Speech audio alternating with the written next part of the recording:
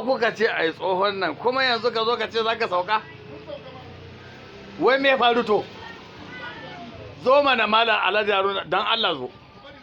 Zo dai minti ɗaya.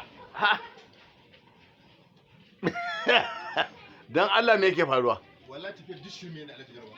Ita ta Buhari? Wallahi tafiyar dishirme ne.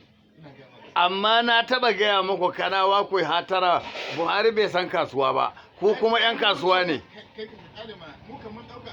Yanzu ina kuka mana ka ambulan aka kawo shi. Ambulan? Ambulan motar ga Bilal zai. Aka kawo muku kaya? Aka kawo mana kaya. Oh, saboda kana gane. Kana gane.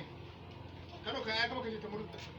A to wannan kam. Dan da ko za gari da mota mai kyau da gidansa mai kyau. Aina? A Kano da. Da. Duka babu. A'udhu billahi. Ana gyara ku. To amma yanzu ba ai zai taimake ku za a ba Bayarbe ne kamar yadda aka yi ta kona shinkafa da dilar a tamfa lokacin Obasanjo. Ni in je dan gwada Bayarbe.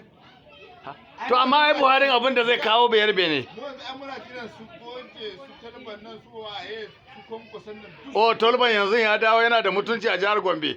Da kuka kishi kuka yi a senata kuka zaɓi wani kuka bar ai jiki magayi. Tolba ka ai ya ta majalisar ɗinkin duniya. Allah kanawa kun ji kunya tun da dai ba kwa san Buhari yanzu. Mu kan da yake kabilu da dama ba dan uwanmu bane. Ba abin da ya dame mu. Gata kwa. Su dauka ai Buhari wani dattijo ne wanda zai taimaki yan arewa. So ba su san halin Buhari ba. Mazari wa ya san gaban ka, martonin duniya. Abba masoyanka su ne yan wahala. Masu kinka su ne masu jin daɗi ga wuya na ba ruwa da Buhari a radu.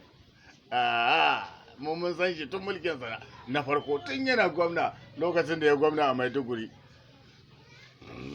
Ba abin da zai tsina muku yan arewa. Allah Ubangiji ya ji kan a General Yakubu Gawan ya yi masallacin Juma'a wajen guda 10 a arewa lokacin da ya zama shugaban ƙasa. Amma wannan ko masallacin Juma'a ɗaya bai yi ba.